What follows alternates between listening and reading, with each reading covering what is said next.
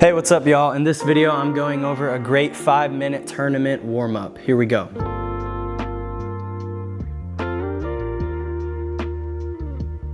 So first things first, we are doing straight on dinking. So the only thing here that I'm really thinking about is just making a ton of dinks here. You don't need to overcomplicate it.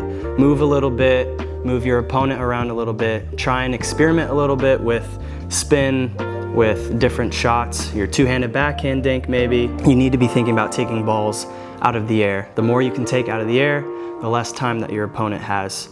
So try to hit these dinks with a purpose and as if you're playing in a tournament. The next thing is hands. You can actually start inside the kitchen if you want. It's a little closer, but I like to go a little bit closer to game speed, especially if we're about to play in a tournament. We just go straight on here. Nothing too fancy. I would say most of the time you're able to take more backhands instead of forehand counters, but make sure you warm up both. In this clip, you can kind of see that I'm hitting a ton of backhands, but make sure that you're doing forehand and backhand so that both your forehand and your backhand are warmed up. Next thing is drives and drops. So one person is at the kitchen, one person is at the baseline. You're trying to really warm your body up here. So it's really important that when you're getting ready for a tournament that your body's nice and warmed up and your heart rate is elevated. Just try and hit these shots with a purpose and in-game speed, okay? So I'm hitting very hard forehand drives and drops. I would say most of the time if it goes in my backhand, I'm gonna be dropping that. So I'll try and hit maybe some slice drops or some two-handed backhand topspin dink drops as well.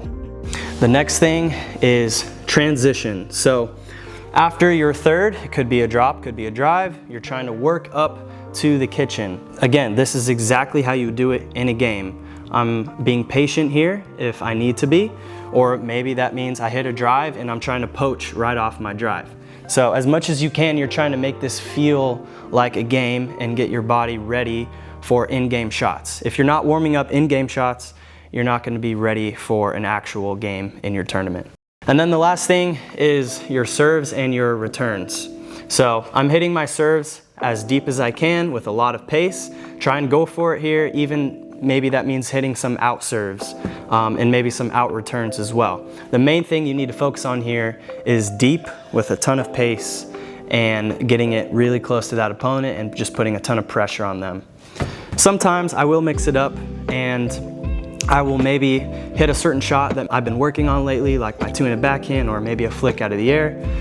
You can add that too if you need to, but this is a good overall warm-up that I like to use. Anyways, thanks so much for watching. I hope this was helpful and make sure that you save this video so that you can always have it for every tournament warm-up.